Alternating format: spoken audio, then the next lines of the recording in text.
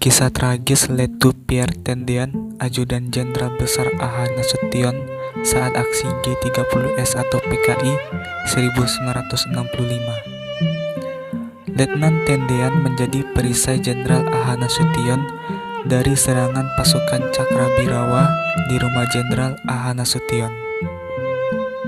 Tragedi dini hari pada tanggal 1 Oktober 1965 mengakhiri hidup Pierre Tendian dengan tragis. Ia menjadi salah satu korban keganasan G30S atau PKI. Pierre Andres Tendian merupakan anak dari pasangan A.L. Tendian, seorang dokter dari Minahasa, dan M.E. Cornet, wanita Indo berdarah Perancis. Sejak kecil, Pierre Tendian selalu memiliki tekad menjadi seorang tentara. Namun orang tuanya sempat lebih mengarahkan Pierre Tendian untuk menjadi seorang dokter atau insinyur. Walaupun begitu, Pierre Andres Tendian tetap teguh pada tekadnya menjadi TNI. Ia masuk Akademik Teknik Angkatan Darat atau ATKAD di Bandung pada tahun 1958 dan lulus pada tahun 1961. Setelah lulus, Pierre Tendian berpangkat Letnan II. Setahun menjalani tugas, Pierre Tendian pun menjalani pendidikan intelijen di Bogor.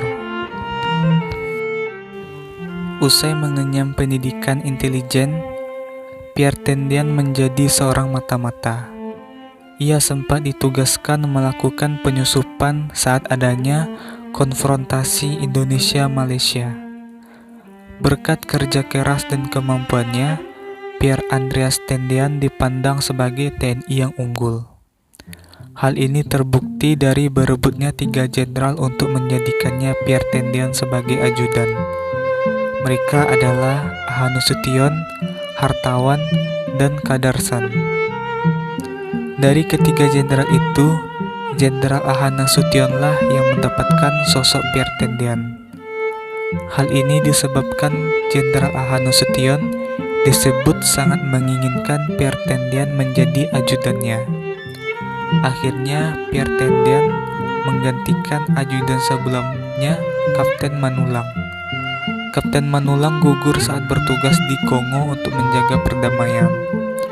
Pierre Tendian dipromosikan sebagai Letnan I. Letu Pierre Tendian pun menjadi ajudan Jenderal A.H. Nasution termuda. Pada usia 26 tahun, ia mengawal sang jenderal ternama. Tak hanya mengawal Jenderal A.H. Nasution, Letu Pierre Tendian pun akrab dengan putri Jenderal A.H. Nasution, yaitu Ade Irma Suryani. Potret kedua mereka bahkan dipajang di Museum A.H. Nasution. Namun segala kecermelangan dalam bidang militer dan masa depan cerah Letu Pierre Tendian harus berakhir. Saat itu, tanggal 30 September 1965, Letu Pierre Tendian biasanya pulang ke Semarang merayakan ulang tahun sang ibu. Namun ia menunda kepulangannya karena tugasnya sebagai pengawal Jenderal A.H. Nasution.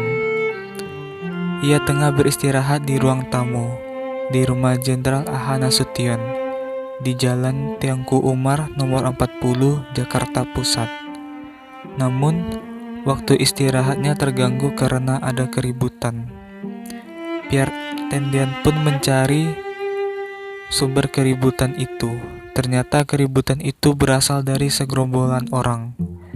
Disebutkan bahwa orang-orang yang datang di rumah A.H. Nasution adalah pasukan Cakrabirawa. Mereka pun menodongkan senjata pada Letu Pierre Tendian. Letu Pierre Tendian tak bisa berkutik, ia dikepung pasukan itu. Demi melindungi atasannya, Letu Pierre Tendian pun menyebut dirinya sebagai Jenderal A.H. Nasution. "Saya Jenderal A.H. Nasution," ujarnya. Akhirnya, ia dikira sebagai Jenderal A.H. Nasution dan langsung diculik. Sementara itu, nyawa putri Jenderal A.H. Nasution Ade Irma tak tertolong karena tertembak. Pada akhirnya, Lito Pirtendian harus gugur di tangan orang-orang yang menyerangnya. Meski Pirtendian tak lagi bernyawa, kakinya diikat lalu dimasukkan ke dalam sumur di lubang buaya. Pada usianya yang masih muda, Letu Pirtendian tinggal menjadi kenangan dalam peristiwa mengerikan itu. Kematiannya memberikan luka mendalam terhadap keluarganya.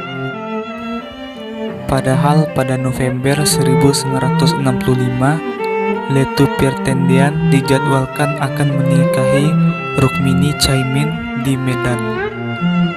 Takdir berkata lain. Ia meninggal mengatasnamakan atasannya di depan para pembunuh itu. Sebagai bentuk penghormatan, ia pun dinaikkan pangkatnya menjadi kapten. Kapten Tendian pun ditetapkan sebagai pahlawan revolusi Indonesia pada 5 Oktober 1965.